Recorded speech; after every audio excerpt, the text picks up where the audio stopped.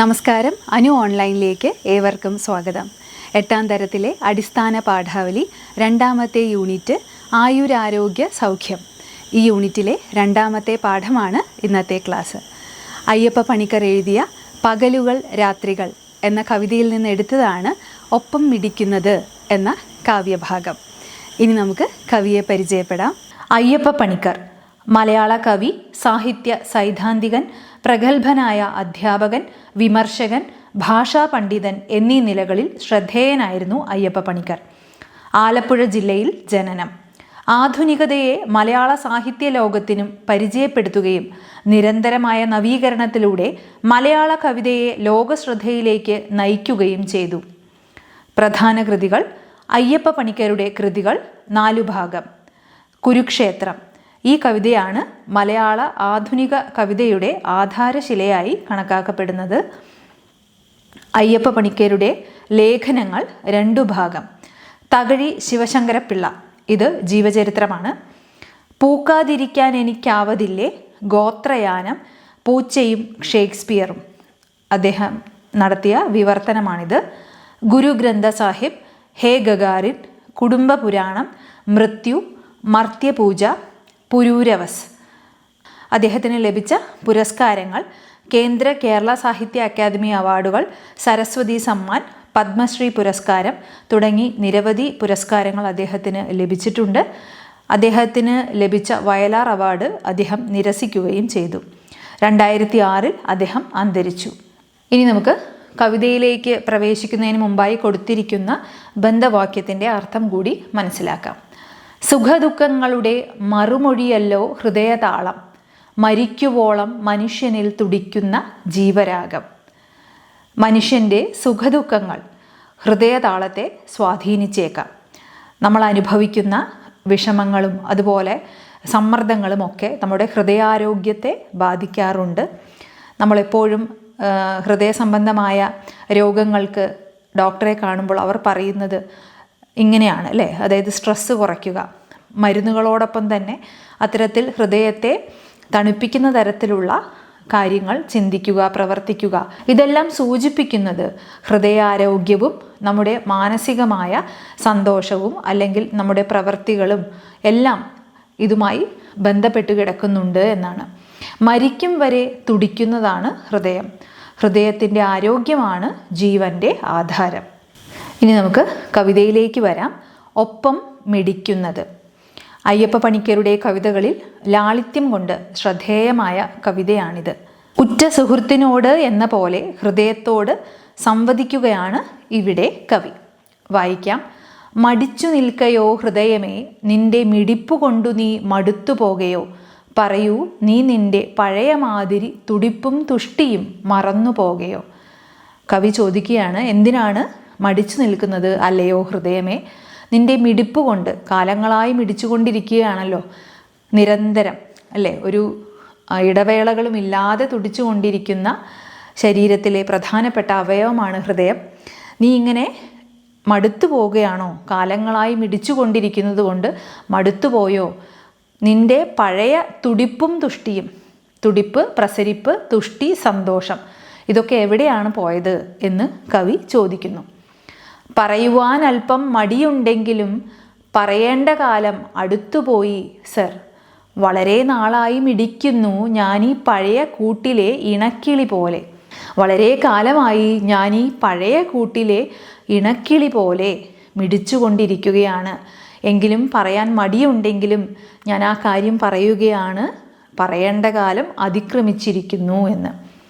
തടിച്ച ദുഃഖങ്ങൾ തകർത്തു പെയ്ത നാൾ, തരുണ സൗഖ്യങ്ങൾ തടവി നിന്ന നാൾ, തുടിച്ചു ഞാനകം തുടുത്തു വേണ്ട പോൽ മിടിച്ചു പോന്നതും മറക്കരുത് സർ. തടിച്ച ദുഃഖങ്ങൾ തകർത്തു പെയ്ത നാൾ, അതായത് ജീവിതത്തിൽ ഏറ്റവും അധികം ദുഃഖങ്ങൾ അനുഭവിച്ചിരുന്ന കാലത്തും, തരുണ സൗഖ്യങ്ങൾ, തരുണം യൗവനം, അതായത് സുഖദുഃഖങ്ങൾ എന്നുള്ള അർത്ഥത്തിലാണ് ഇവിടെ സൂചിപ്പിക്കുന്നത്. സുഖത്തിലും ദുഃഖത്തിലും തുടിച്ചു ഞാനകം, ഉള്ളിൽ ഞാൻ എപ്പോഴും തുടിച്ചുകൊണ്ടിരുന്നു. നിനക്ക് വേണ്ടി മാത്രം ഞാൻ സുഖദുഃഖങ്ങളിൽ നിന്നോടൊപ്പം തന്നെ നിന്നിരുന്നു. ഇവിടെ ബന്ധവാക്യത്തിൽ സൂചിപ്പിക്കുന്നത് പോലെ നമ്മുടെ ഹൃദയാരോഗ്യം നമ്മുടെ വികാരങ്ങളുമായി, നമ്മുടെ പ്രവർത്തികളുമായി, നമ്മുടെ ചെയ്തികളുമായി, നമ്മുടെ സുഖദുഃഖങ്ങളുമായിട്ടെല്ലാം ബന്ധപ്പെട്ട് കിടക്കുകയാണ്. ഇവിടെ ഹൃദയം പറയുന്നു, നിൻ്റെ സുഖദുഃഖങ്ങളിലൊക്കെയും ഞാനൊരു നിയന്ത്രണത്തിനപ്പുറത്തേക്ക് പോകാതെ, അതായത് മറുപുറം ചാടാതെ നിൻ്റെ ആരോഗ്യത്തെ സംരക്ഷിച്ചുകൊണ്ട് ഞാൻ നിൻ്റെ ഉള്ളിലെന്നും തുടിച്ചുകൊണ്ട് നിന്നു. അത് നീ ഒരിക്കലും മറന്നു പോകരുത് എന്ന് ഇവിടെ പറയുകയാണ്. കഴിവ് പോലെ ഞാൻ തുടരുമെങ്കിലും വഴിയിലെപ്പോഴെന്നറിയുകയില്ല സർ. ശരി ഹൃദയമേ, നിനക്കു നന്ദി, മുന്നറിവ് തന്നതിൽ കൃതജ്ഞനാണു ഞാൻ. ഇവിടെ ഹൃദയം പറയുന്നു, ഞാൻ എൻ്റെ കഴിവിനനുസരിച്ച് നിനക്കു വേണ്ടി എന്നും തുടിച്ചു കൊണ്ടിരിക്കും. കഴിവ് പോലെ ഞാൻ തുടരും. ഈ മിടിച്ചുകൊണ്ടിരിക്കുന്നത്, വിശ്രമമില്ലാതെ ഞാനിങ്ങനെ തുടരുന്നത് നിനക്ക് വേണ്ടിയാണ്. അത് ഞാൻ എൻ്റെ കഴിവിനനുസരിച്ച് തുടർന്നു കൊണ്ടേയിരിക്കും. പക്ഷേ എപ്പോഴാണ് ആ പ്രവൃത്തി, ആ ജോലി നിന്ന് പോകുന്നത് എന്നെനിക്ക് അറിയില്ല സർ. അപ്പോൾ ഇവിടെ മറുപടി പറയുകയാണ് കവി, ശരി ഹൃദയമേ, നിനക്കു നന്ദി, മുന്നറിവ് തന്നതിൽ, ഹൃദയാരോഗ്യം ശ്രദ്ധിക്കണമെന്ന് നീ മുന്നറിവ് തന്നതിൽ നന്ദി എന്നാണ് ഇവിടെ കവി പറയുന്നത്. കൃതജ്ഞനാണു ഞാൻ നിന്നോടെന്നും നന്ദിയുള്ളവനായിരിക്കും. മിടുപ്പുകൾക്കിടയ്ക്കനന്തകാലങ്ങൾ ചിലപ്പോഴൊക്കെ ഞാൻ ശ്രവിച്ചുവെങ്കിലും ശരിക്കു നീ ചെയ്തൊരു ഉപകാരം മേലിൽ മറക്കുകയില്ലെനിക്കൊരേ സുഹൃത്തു നീ. ഇവിടെ കവി വീണ്ടും പറയുന്നു, ഈ മിടിപ്പുകളുടെ അനന്തകാലങ്ങൾ, കാലങ്ങളായി, അതായത് ഒരു ശരീരത്തിൽ ജീവൻ്റെ തുടിപ്പ് എന്ന് പറയുന്നത് തന്നെ ഹൃദയത്തിൻ്റെ താളമാണല്ലോ.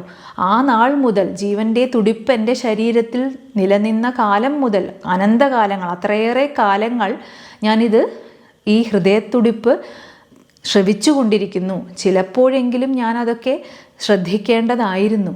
പക്ഷേ നീ ഇപ്പോൾ എനിക്ക് ഇത്തരത്തിലൊരു മുന്നറിവ് തന്നല്ലോ.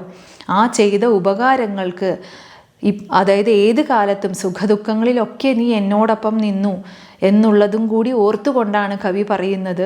അന്നൊക്കെ ഹൃദയത്തിൻ്റെ ആരോഗ്യം എപ്പോൾ വേണമെങ്കിലും, ദുഃഖകാലങ്ങളിൽ അല്ലെങ്കിൽ ഒരുപാട് സ്ട്രെസ് അനുഭവിച്ചിരുന്ന കാലങ്ങളിൽ, സമ്മർദ്ദമോ അല്ലെങ്കിൽ ജീവിതത്തിൽ ദുഃഖങ്ങൾ അത്രയേറെ ആകുലപ്പെടുത്തിയിരുന്ന കാലങ്ങളിലൊക്കെ ഹൃദയത്തിൻ്റെ താളം തെറ്റാതെ പിടിച്ചു നിർത്തിയല്ലോ നീ എന്ന് ഹൃദയത്തോട് നന്ദി പറയുകയാണ്. ചെയ്തു തന്ന ഉപകാരങ്ങൾക്കൊക്കെ നന്ദി പറയുന്നു എന്ന് പറഞ്ഞുകൊണ്ട് നീ എൻ്റെ ഒരേ ഒരു സുഹൃത്താണ് എന്ന് കവി സൂചിപ്പിക്കുകയാണ്.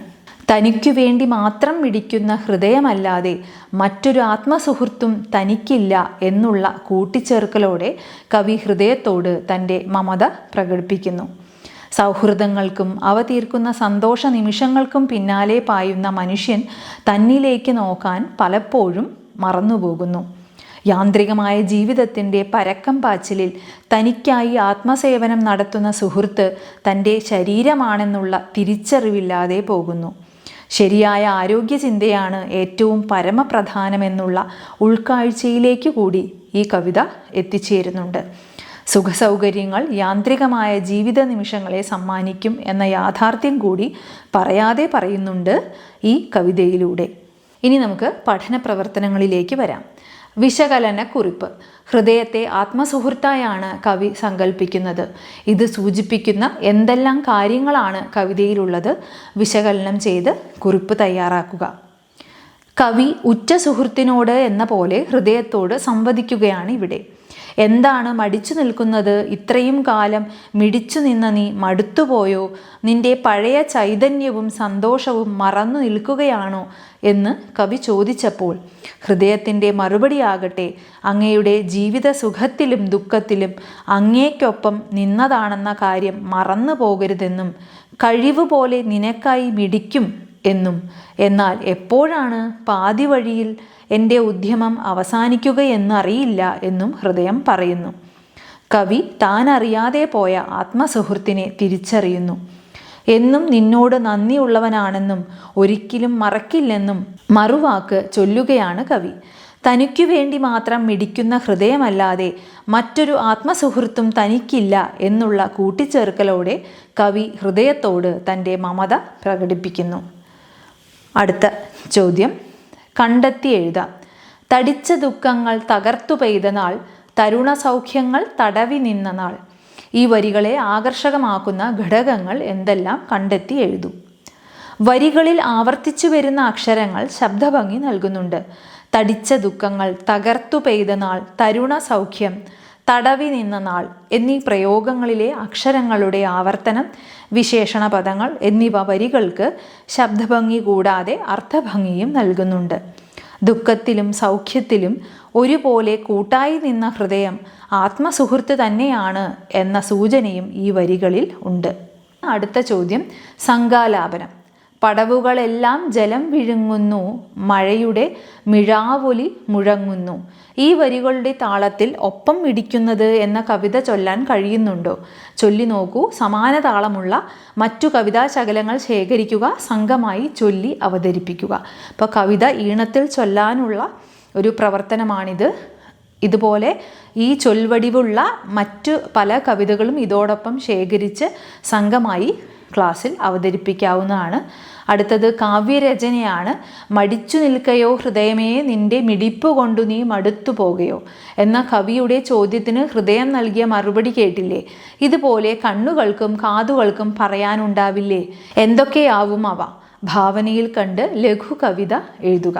ഇവിടെ കവിത എഴുതാനാണ് ഹൃദയത്തോട് കവി ആത്മസുഹൃത്തിനോട് എന്ന പോലെ ചോദ്യം ചോദിക്കുകയും അതിന് മറുപടി നൽകുകയും കവി തൻ്റെ ആത്മസുഹൃത്തായി ഹൃദയത്തെ കാണുകയും ചെയ്യുന്നു എന്നുള്ളതാണ് കവിതയിൽ. ഇതുപോലെ നമ്മുടെ ശരീരത്തിലെ മറ്റു പല അവയവങ്ങളും നമ്മുടെ സുഹൃത്തുക്കൾ തന്നെയാണ്.